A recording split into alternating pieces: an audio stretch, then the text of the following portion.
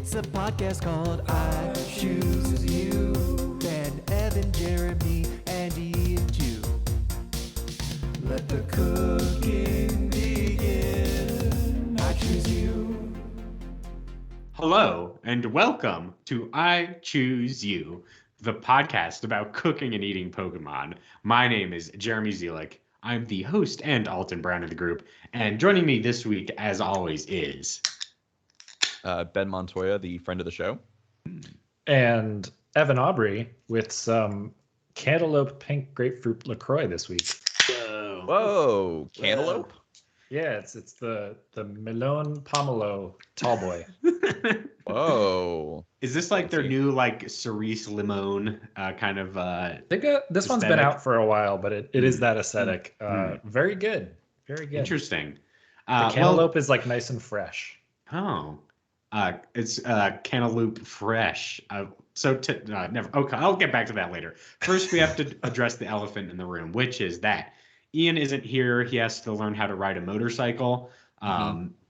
So that's why he's going to be out. on Wild Hogs 2. Yes, yeah. He's like one day he was sitting in his classroom looking at the television. He's like, time to watch Wild Hogs with my students, and he put it on, and he's like, I just want to be like William H. Macy and Tim Allen and Wild Hogs. And The real answer is that he's cast for the next Wild Hogs movie, and learning how to drive a motorcycle and being like a method actor is important to this role. I mean, the open road is really calling him. Right? Yeah, when I saw him on Friday, he was like, I'm really taking inspiration from Marlon Brando and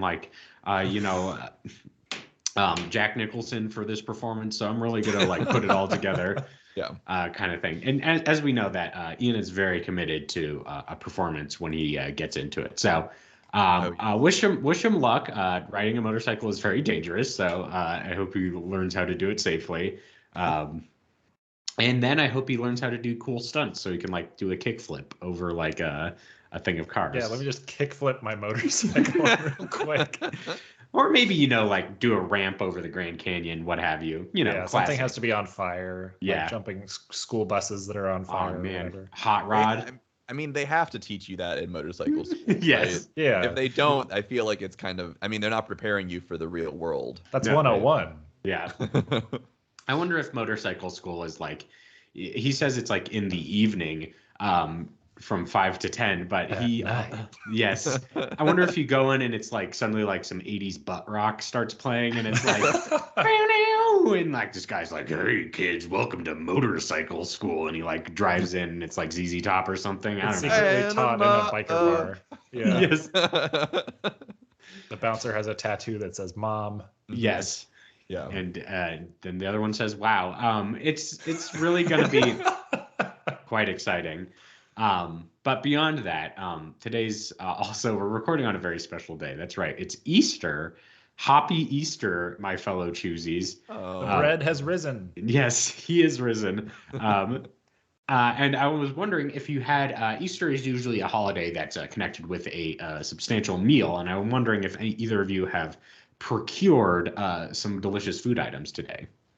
I had made myself a delicious eggs Benedict from scratch. Ooh, made nice. that hollandaise myself. Ooh, I learned a good hack to make hollandaise. So you get your eggs and some lemon, toss that in a blender, and you keep the blender on low, and then you just pour warm butter into it to emulsify it, and it's done in 2 seconds. It's amazing. Whoa. I did like when you say you throw some eggs in a blender. It's just shell on, just Well, yeah, dunk them in this blender. extra protein. Yeah. Wow, what a life hack. Mm-hmm. How about you, Ben? What yeah. you got? I did not get any special food. I feel like such a pagan. I didn't even really realize that Easter was happening this weekend. Any Ben, malted you're not milk ball even. eggs? Ben, you're not even a pagan because Easter was originally a pagan holiday. In fact, the word Easter is pagan. So you're not even hanging out with those guys. Yeah, I'm so far off the Grid. the organized religion grid. Yeah. But I will say on the topic, we did go grocery shopping, which is why I'm thinking of this. But I want to mention that there is if you go to Trader Joe's, there's a frozen croissant that they do is very good, actually. You leave it out. Whole croissant that's already been baked and then is frozen, and then you take it out and thaw it, or Is it dough? It's dough that's Oh, frozen, and you okay. like leave it out overnight, and it like rises, and then you bake He is it. risen. And yes, exactly. So that's the rising that I'm most looking forward to is tomorrow. Some of that Nice. sweet almond croissant. Oh, it's an almond croissant. I love Oh, yeah. almond croissants. It's my Jeremy, favorite type of you would be croissant. all over this. This is like having a personal coffee shop right in your home. Yeah. Oh, Just as long as you have the forethought to like thaw them out the night before, because I bought them a while ago and then didn't use them for a long time because I just forgot. Yeah, you just stuck them in your freezer behind your like 20 cans of, I don't know, beverage, and just let them sit there. Yeah. My mom wanted me to go to a nice Easter dinner that she prepared. So I did that. I had lamb, which was very good. Smashed potatoes, not mashed potatoes, smashed potatoes. Yeah. Nice. And a blueberry crumble. Oh my gosh. Which was pretty good. With Evan's favorite thing, creme fraiche. Oh. Is that my favorite thing? Is that part of my brand now? I don't know, but I feel like you brought it up before, and for some reason I feel like one time. But it's like there's a thing in my mind of you saying creme fraiche, and that's what I kept thinking of when I spooned it out on my blueberry crumble. Nice. Really made an impression. I wish I could be at your house for Easter. That sounds good. Yeah, I had a pretty decent time, and then my mom gave me like a bunch of chocolate for dessert, and I had one caramel chocolate rabbit thing, and it was pretty good. That is the one benefit of where I live currently, next to a chocolate factory, is like they go all out for Easter. The entire town already smells like chocolate, but you're like walking in and they've got the big hollow rabbits. They've got all kinds of like fun spring flavored chocolates. Yeah. What's a spring flavor chocolate? There's like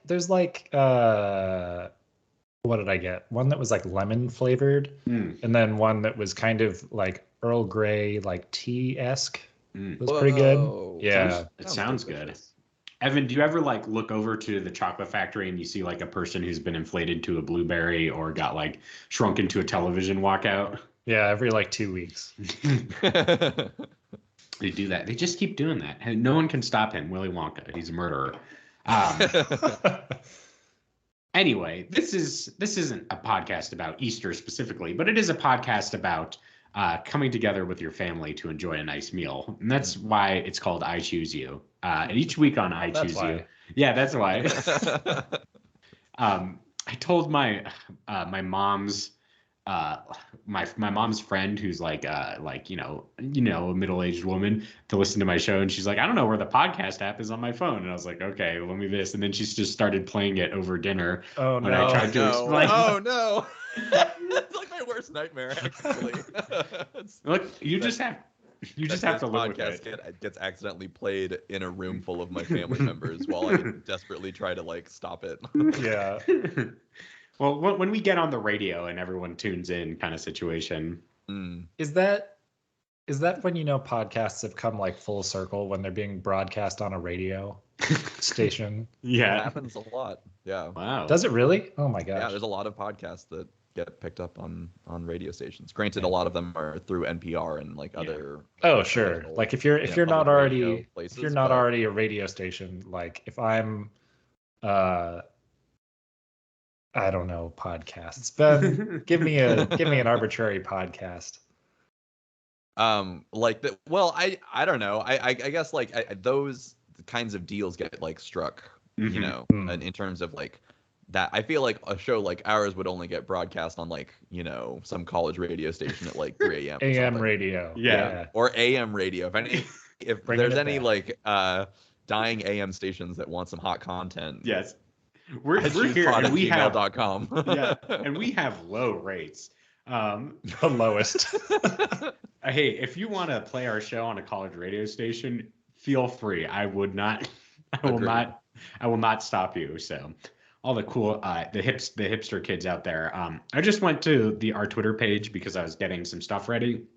And I noticed that today one of the trending topics, along with such things as Happy Easter or Coachella's going on, the war in the Ukraine. One of the trending Twitter topics is Bunny Girl, which I assume is half related to Easter and half related to people being weird. Probably. But I Choose You, the podcast about cooking and eating Pokemon. Each week, we randomly select a new Pokemon to cook and eat, and we talk with each other who has the best recipe. And then we decide with a very democratic vote, especially this week because we have an odd number of people, so someone will get a clear majority. There's no Twitter poll this Yeah. week.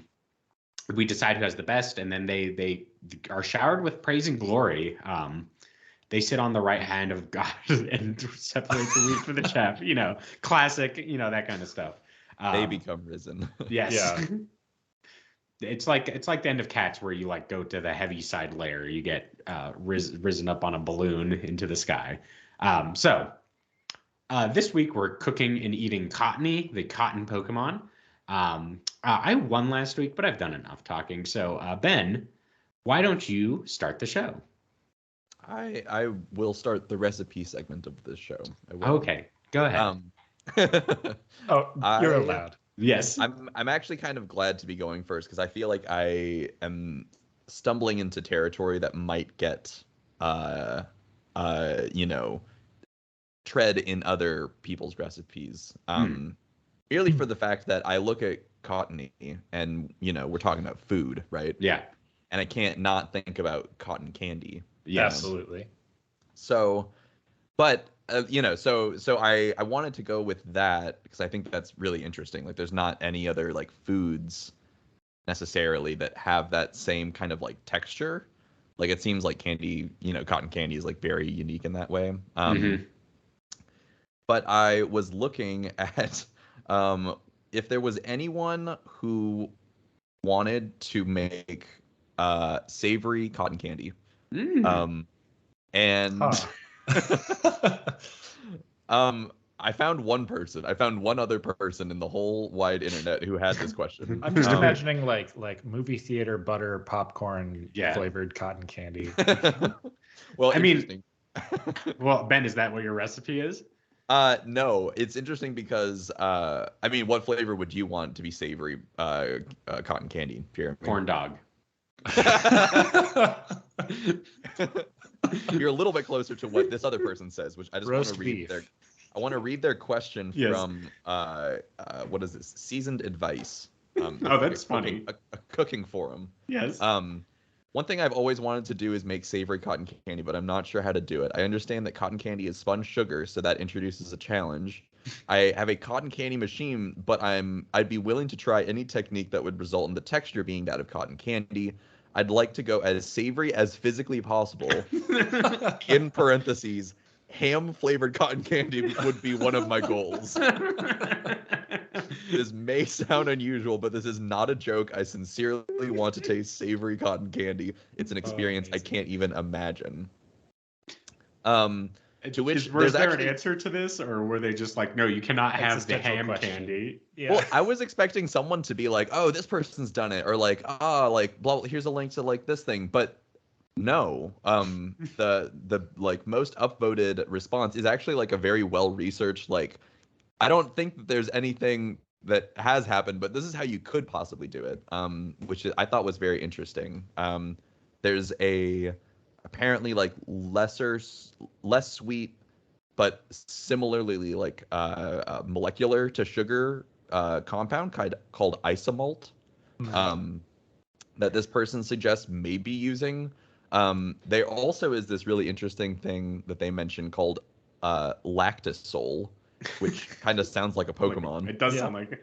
Go lactosol. Definitely don't want to go to that someone who's lacto intolerant kind of situation. Yeah, a lactose Pokemon. Yes. What it does, and this kind of blew my mind, is it's like a taste suppressor. Ooh. Like, it prevents you from tasting sweet things. And the example that they use is that Domino's uses this in their pizza crust because they use sugar in their pizza crust, but they don't want it to taste sweet. Interesting. So, and then the other thing that they noted, which I also noted, is using flavor, like liquid smoke and like liquid essences of things to get a savory cotton candy using this like mixture of other stuff. So I thought that all that was really interesting, and like very well researched, way of doing this. I'm going to take a little bit of the easier route because I'm just going to assume that Cottonee is made of cotton candy, like spun sugar, Sure.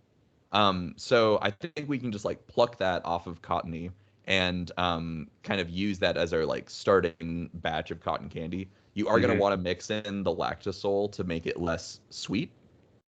And then I kind of wanted to have two different varieties of our savory, cotton candy. And the first one is the pink one. And I think you can assume which flavor is going to be pink. Ham. Ham. Exactly.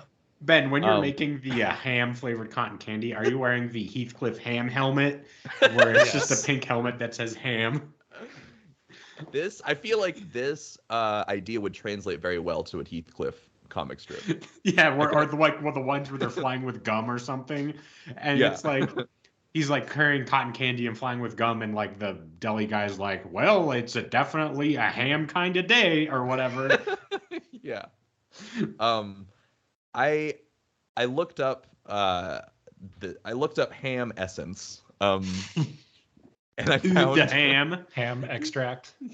Yeah, basically it's just like liquid ham flavor. It's like au jus, right? Basically. I don't know. What is that? Au jus is like French dip sauce. Oh, yes.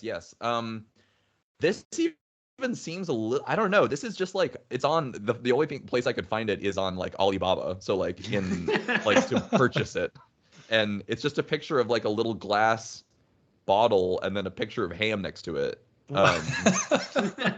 So I don't know how they get this ham flavor, but what I'm going to do is I'm going to take some little bits of Cottonee and then just start mixing in, our liquid flavors. So we got our liquid ham flavor. I want to give it kind of like a honey baked ham kind of taste, Nice. So we're also going to add some like, pineapple juice and some like cherry, like maraschino cherry juice as well. Some like mustard and brown sugar and some nutmeg and cloves as well, just to give it kind of like that finished honey baked ham holiday flavor. Nice. And that's going to be our pink one. The other one is going to be blue. And I was trying to figure out savory blue food. Right. I decided to go with a chicken cordon bleu. Very clever. And just use blue food coloring. And to pull off the chicken cordon bleu. Ben, I'm gonna stop you right there. You do know that chicken cordon bleu also has ham in it, right? You're gonna take that same ham little bottle dropper with the ham essence in it, and you're gonna combine that with some chicken essence as well. And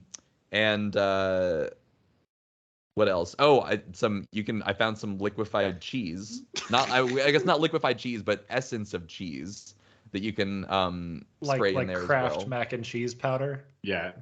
No, it's like clear. Oh. It's like a clear liquid with like a dropper that you just add to make cheese taste. This is science at its worst. Yeah, this is a real gastronomy kind of situation. And then you'll add some like some mustard as well, and some what other things for a chicken cordon bleu? Some onion powder and pepper and salt. So that's how you have your Cottonee cotton candy savory version featuring ham and chicken cordon bleu. I really want ham extract to come in, like, you know how honey comes in the little bear bottle? This comes in like a tiny pig. Yeah, and you like, and it comes out of its snout when you squirt it. The dropper is just the snout that you squish. So Ben, what context are you serving these items? Are you at like a gastronomy kind of molecular gastronomy restaurant? Are you at like the carnival? Yeah, see, that's the thing is like I feel like it It does. I think this is a little bit more like country fair type of thing. Nice. It could go into that like artisanal route. Mm-hmm. But I feel like you'd really have to perfect your like ham and chicken essence, like, construction. This is a little bit more like, all right, let's like save up some money and pitch in for like the Cottonee cotton candy stand at the state fair and get some like really cheap like ham extracts. Really cheap ham extracts, So which everyone cheap. has access to. I mean, you can buy them for like $10 on Alibaba.com. Oh man, I think this is the next thing that Ian has to experiment with. Next to LaCroix Jello. Oh, look, ham jello is definitely something some housewife made in like the 1950s. As like they're like, ooh, the wonders of the science, ham jello, honey, here's dinner, kind of situation. Timmy, you haven't touched your ham jello all night. and it comes in like a pork mold, and then it's like, and he's like, I don't even want my chicken cordon bleu jello, and it looks like a chicken with like a French hat on it, and it's also a jello kind of situation. Chicken cordon bleu, but spelled BLUE. Mm-hmm. Yeah. Yeah, that is 100% something mid 1950s cooking book would do. Yeah. So there I have it. One variation on cotton candy. Excellently.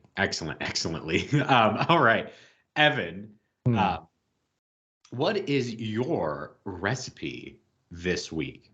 So I took a little bit of a left turn when looking at Cottonee this week, and what immediately stood out to me was less cotton candy and more cauliflower. Ooh, you know what? I can see that. Yeah, right. So this week we're going to be making some baked Cottonee flour tots. So basically what you got to do is you take up, your heads of Cottonee, you rice them up, you mash them, you boil them, and basically like potatoes, right? So you get all that kind of together in there. And then you've got a little bit of some crispy rice cereal, and so you take your little Cottonee like ball things, you roll them in some nice like crispy rice cereal, and you fry those. Oh, whoa. Yeah, and then you've got some good little tater tots. Serve that with some Portland ketchup, my favorite, or Shrek ketchup. What is Portland ketchup? It's made in Portland. It's like a thing you can only get in the Pacific Northwest. It's just really good ketchup. Okay. None of that Heinz bullshit. You're like, come with me to the magical land of Portland to buy my ketchup. Yeah, but the Shrek ketchup will also do. Shrek up. I have a question. I guess I've not thought about how you make tater tots normally. Are they just potatoes, or do they also have something like the rice? No, cereal in them? Normally are just potatoes, but since this is like a different, kind of consistency, you need a little bit more like that crunch. Mm-hmm. So these are like a little bit more like creamy when you bite into them, whereas tater tots are just like, oh, this is like some potato. I don't know. All right. Yeah. On a scale of 1 to 10, how would Napoleon Dynamite rate these tots? Oh, good enough to save in his pocket for later.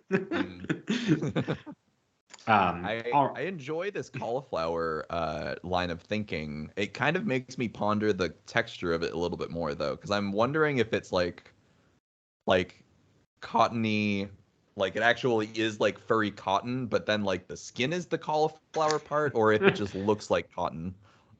Yeah, that's a really good question. I mean, it is a cartoon, so you could imagine that they left out some detail, and maybe it is more cauliflower like. If/when they ever make a Detective Pikachu 2 or another live action Pokemon movie with that level of detail, they definitely need to do more, because it's the kind of thing where like you think that like Jigglypuff is just skin, but then you see it in live action, you're like, no, that definitely has to have fur on it. It can't just be fluff. It can't just be skin. Yeah.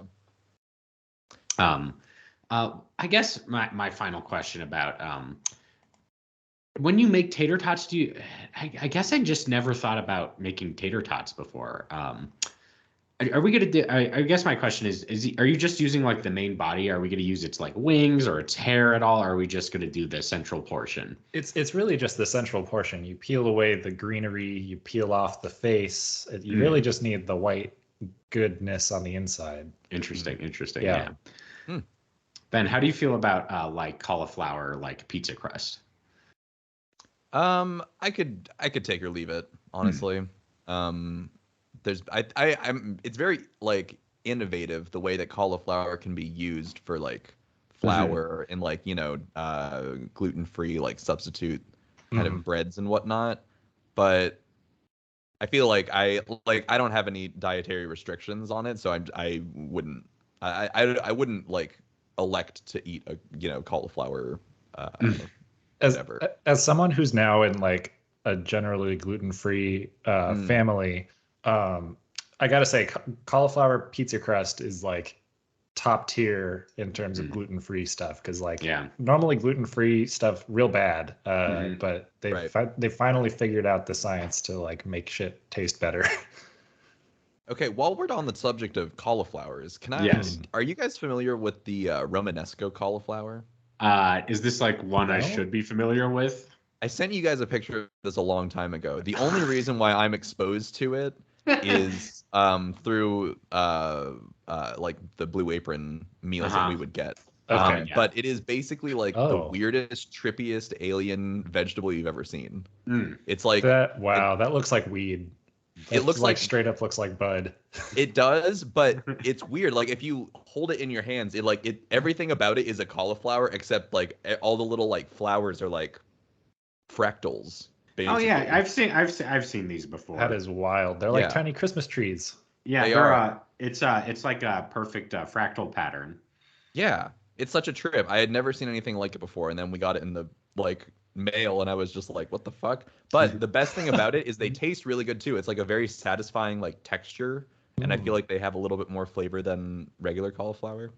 Do you agree with what this Wikipedia article says, where it says, when compared to a traditional cauliflower, it has a firmer texture and a delicate, nutty flavor?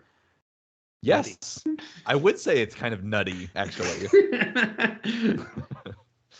Well, that's good to hear. This actually reminds me of, this is kind of jumping ahead to the mail horde a little bit, but in our Discord, we finally got resolution to a months-long debate where Pokemaniac Chris, frequent writer-inner, has forced a change upon Wikipedia where the asparagus fleet has been removed from the Wikipedia article on asparagus. Wow, the dedication.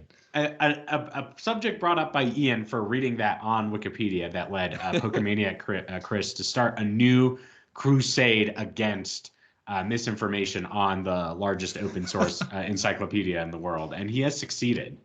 Yeah, there's actually several blog posts about this on his blog, Pokemaniacal, that you should check out, because they're actually it's very interesting. There's it goes very deep, and there's it's kind of crazy like how much research there is on this thing, and how it was on that Wikipedia page for so long without really any proper citation. Yeah, it's like I'm sure I've told this story before, but it's the Wax House Baby effect, where someone made up a false alternative title for the House of Wax movie that was Wax House Baby, and they just fed it into Wikipedia through some falsified sources, and then people just kept referencing Wikipedia, so it like spread to IMDb and Amazon and like all these places, and it's like, oh, that's just a lie I made up. So the asparagus fleet is 100% a falsehood? Yes. That's kind of a bummer, because that would have been pretty sweet.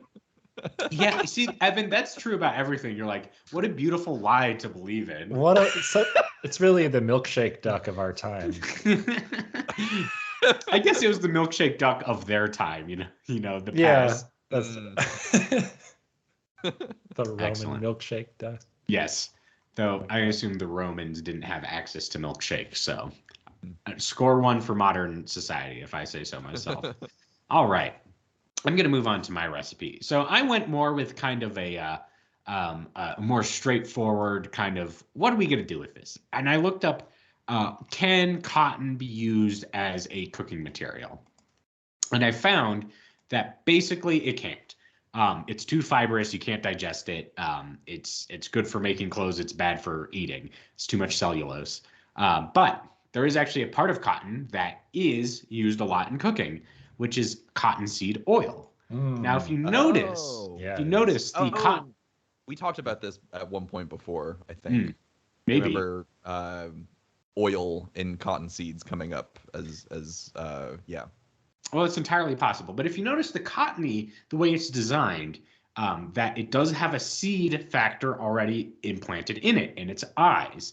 So what we're going to do is we're going to get those eyes and we're just going to squish them up to get some Cottonee oil.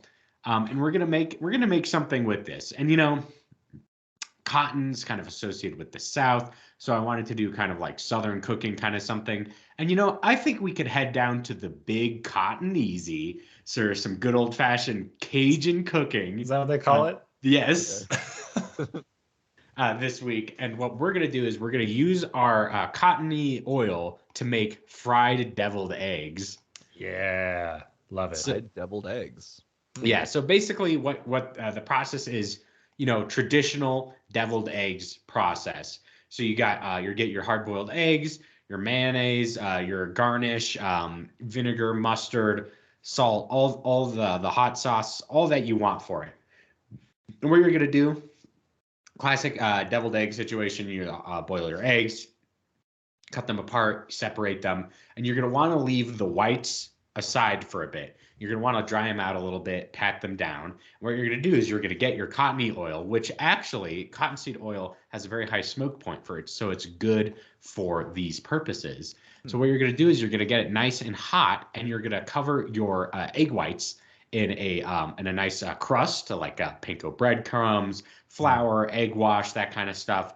And then you're going to fry them up. And then once they're nice golden brown and delicious, you pull them out and you fill them with the traditional deviled eggs preparation. And this is a classic New Orleans recipe. So I think we should go down to the big Cottoneezy to get these fried deviled eggs in Cottonee oil. Love it. So the mixture that you put on top is like a paste, kind of? Yeah. Like have you never made deviled eggs before, Ben?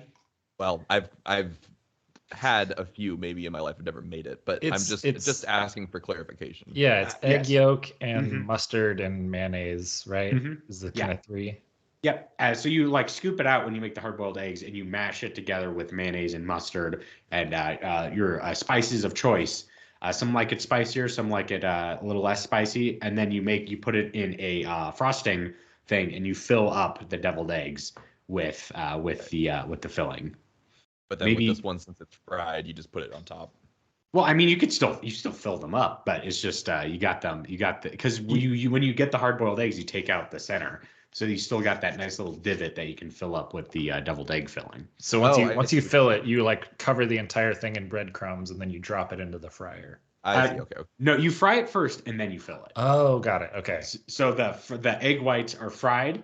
So they still got that divot, but they're nice and golden brown, delicious. So and then you fill filling it. is fresh. Got it. Yes, the filling is the last step in this process. I love that. I feel like this could entice me to eat more deviled eggs. Are you not a fan of deviled eggs? Not really. Man, how do you feel about egg salad? How do you feel about hard-boiled eggs? Not a big fan. And egg salad, not a big fan. So. Which is weird because I like all sorts of other eggs, but like. Oh, this looks so good! Wow, yeah, Holy shit! It does look very southern with like fried and like all put together. That I don't know. I could get into that. I want to do this now. Oh my god! It could definitely be a fun time. You know, that definitely looks like you're putting it together as like a part of a larger meal, and you could definitely have some excitement going along with that. Mm-hmm.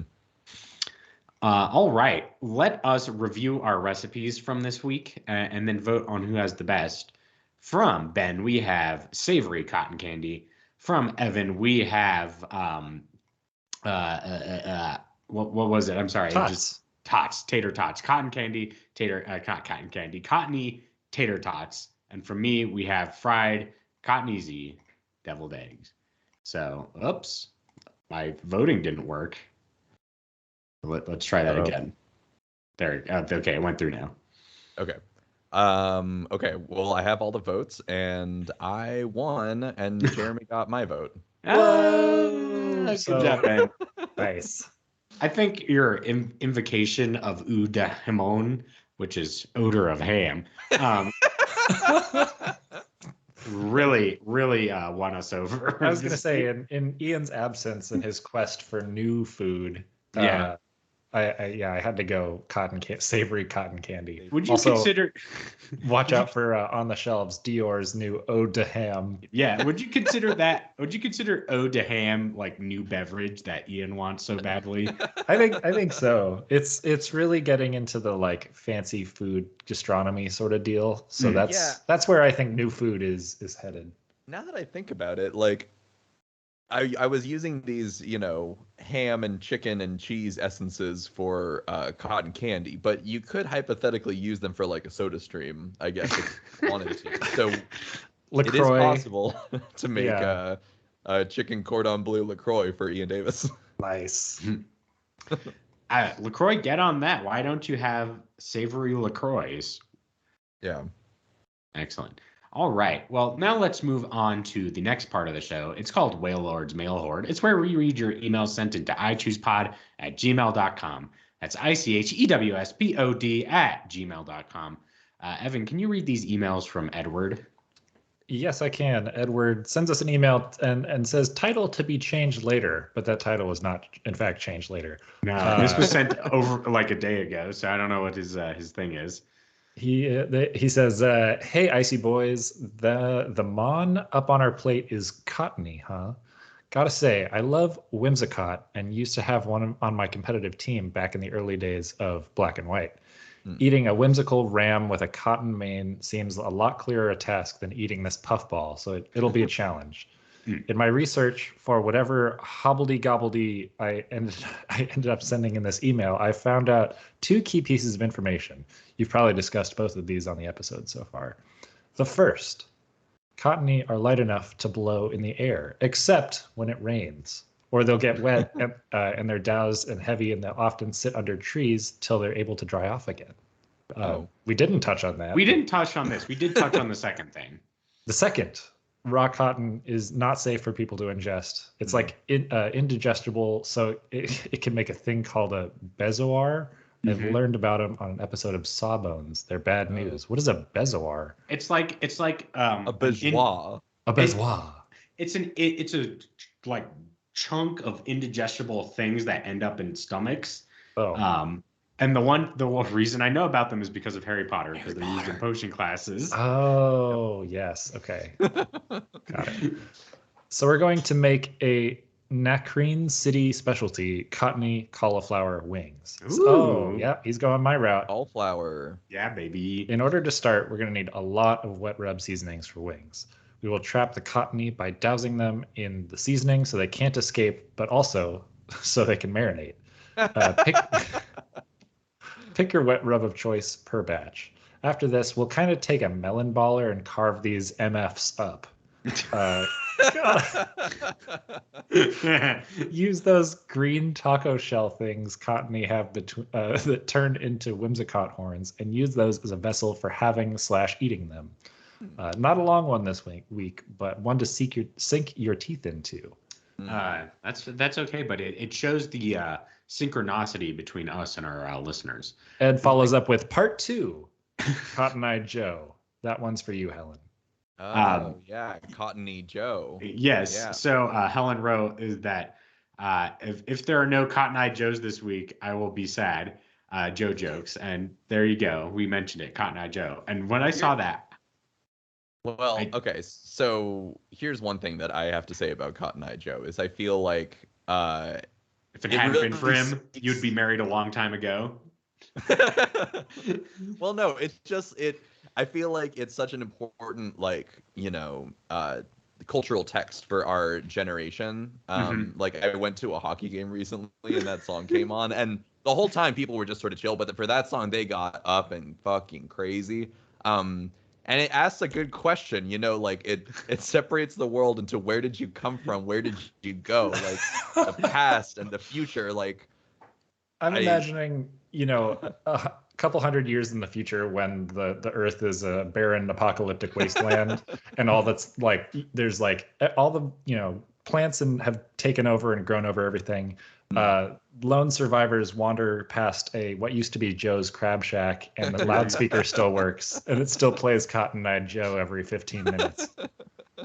What's funny to me is that, of course, Cotton Eye Joe's like a folk song, right?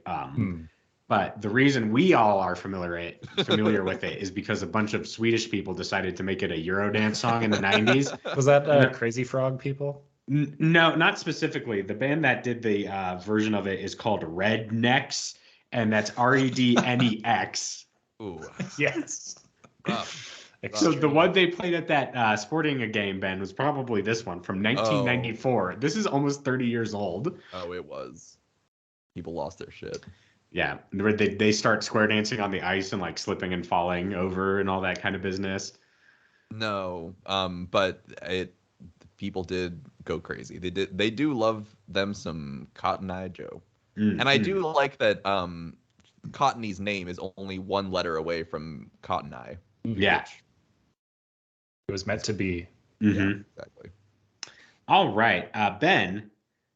Can you read these? Can you read this Twitter thread from Pokemaniac Chris? Yes. Pokemaniac Chris tweets at iChoosePod. Cottonee's an easy one for once. We can't go to the America region without having some classic Unobin fairground food. You know the vibe. It's a hot summer's day just outside Espertia City. You get some friends together for a day riding Ferris wheels and shit. And of course, you get hungry and you try all the classics. Corn lily pup, fried buffalo blunt butter, chocolate-covered tepig bacon, fried seismitoad legs, candy solosis, blooming petalil, a lot of fried shit. So why not just fry a whole Cottonee on a stick? I want to just hold on. I just want to say that Pokemania Chris is from the great country of New Zealand. And I like that he imagines that in America, it's just like, woo, it's hot today. Time to ride the Ferris wheel. And that's just like what we do all the time. There's one in every American city. Yes. I mean, you're not wrong. Cottonee is actually great for deep fry because that dense cotton fiber body has such a high surface area that it can absorb a lot of flavor from the oil and get in really crispy. Generally, they dust it lightly in flour seasoned with salt, pepper, and dried semi-sage leaves. Because it's easy to just press stuff into the cotton so it won't fall out, it's also common to add nuts or seeds to mix up the flavor and textures. See, this is how you know he's from New Zealand, not America. I feel like this is verging from fairground territory into something a little bit too healthy. They're like, nuts in my fair food, though nuts and stuff is good. It is. Then you quickly deep fry the whole thing and drizzle over some honey or chocolate syrup that soaks up the light, airy cotton. Of course, all these fried and salty fairground treats will get you pretty thirsty. For this week's LaCroix pairing, I'm recommending the bright, refreshing Piña Fraiche or pineapple and strawberry flavor. Enjoy. Hell yeah. I've not had that flavor of LaCroix. That must be another tall boy. Mm-hmm. I haven't had that one either, but that sounds really good. To join the Cerise Limone, everyone's favorite flavor of LaCroix. Thanks so much for writing in, Pokemaniac Chris. That was on our Twitter at iChoosePod on Twitter. I'm going to read some Discord messages. Another people really on to this one. Iron Polar Bear writes in and says buffalo flavored oven roasted Cottonee. Wow. So man, the cauliflower vibes were strong. I totally missed that. Yeah. Cute 530 writes in and says, what if we continue with the candy floss cotton candy motif? Use the Cottonee leaves as tea and the cotton part as a sweetening agent. How do you feel about that, Ben? They continue. How about this? Take your Cottonee and use the leaf wings as a form of garnish.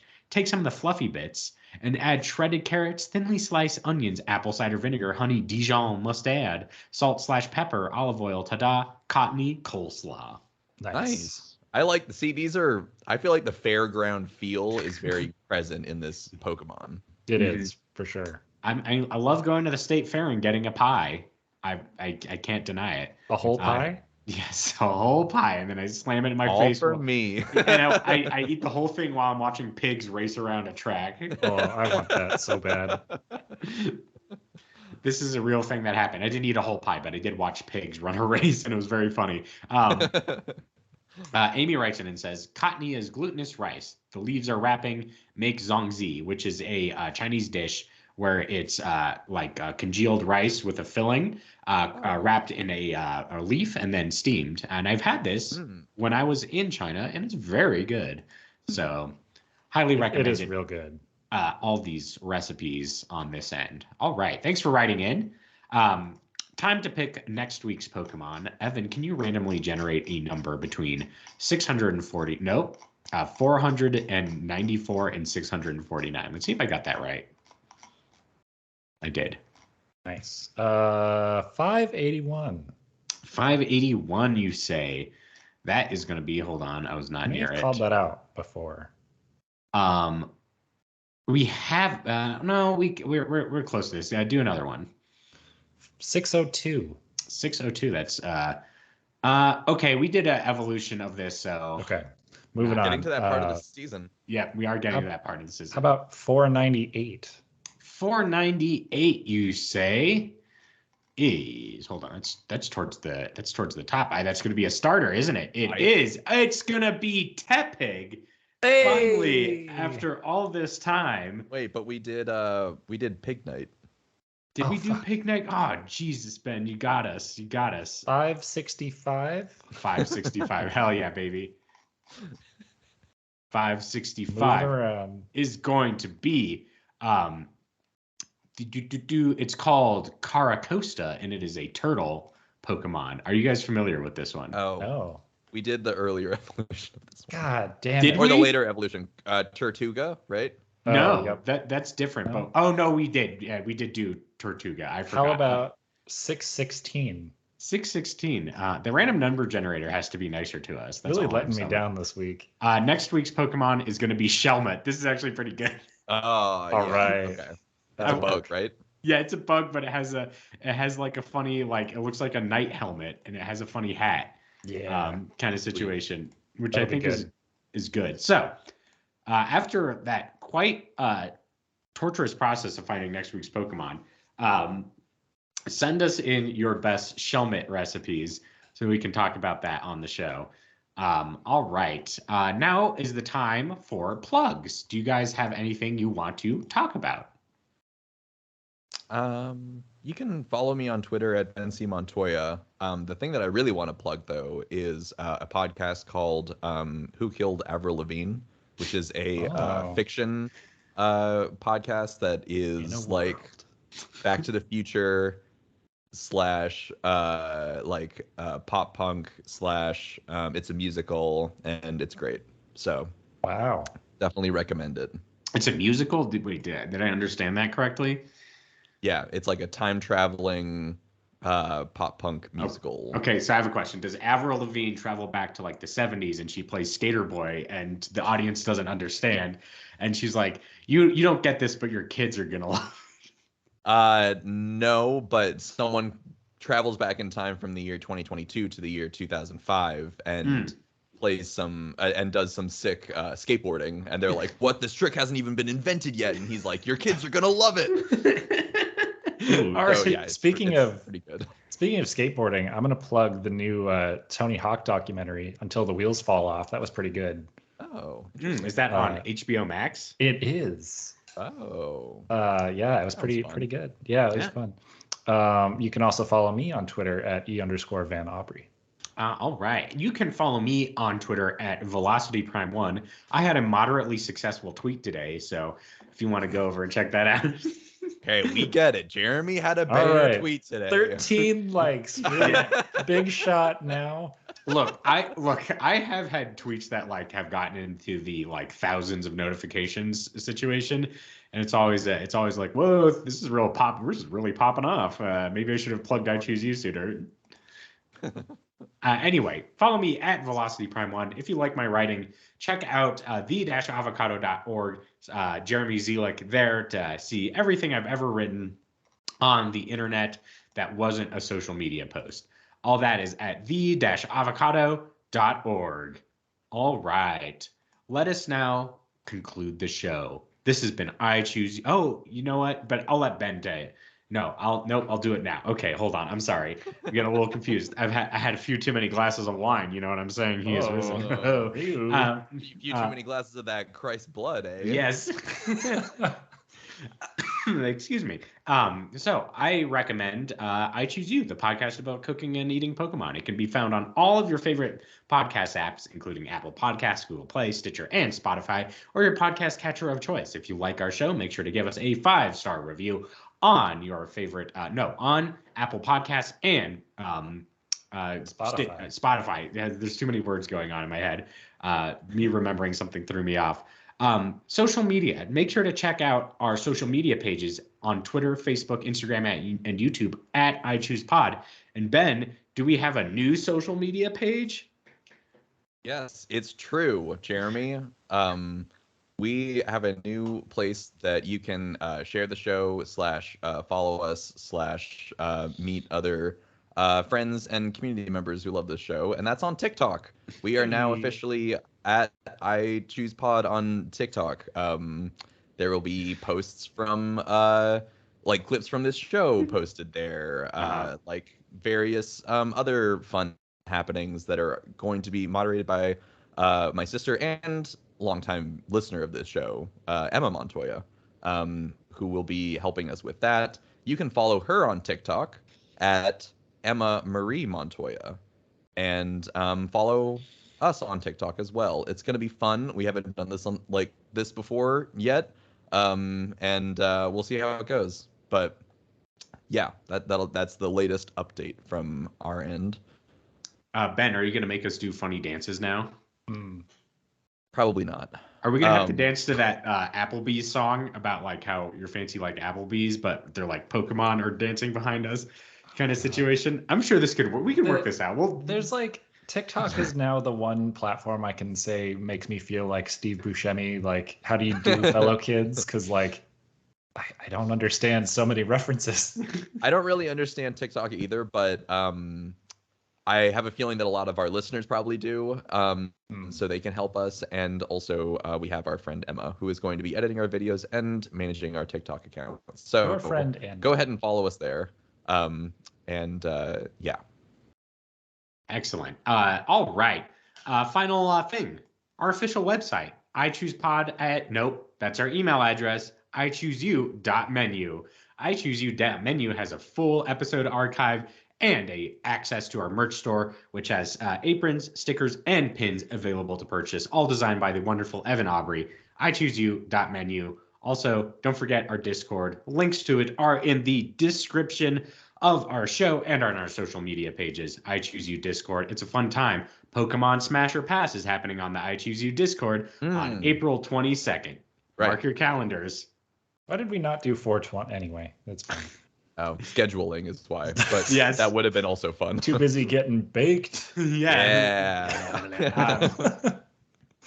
But yes, April 22nd. So that's this week. April 22nd, this Friday. What time is it at again? Let me double check. 6 p.m. Pacific. 6 p.m. 6 Pacific, 9 Eastern. Pokemon Smash / and or Pass. I don't know if you would do both, but anyway, check that out this Friday, April 22nd. I think that's everything. So for the show, I've been your host and Alton Brown of the group, Jeremy Zielik. I'm your friend on the show, Ben Montoya. And the Ian Davis of the show, Evan Aubrey. Whoa. And to all the choosies out there in Radio Land, in a while, Totodile.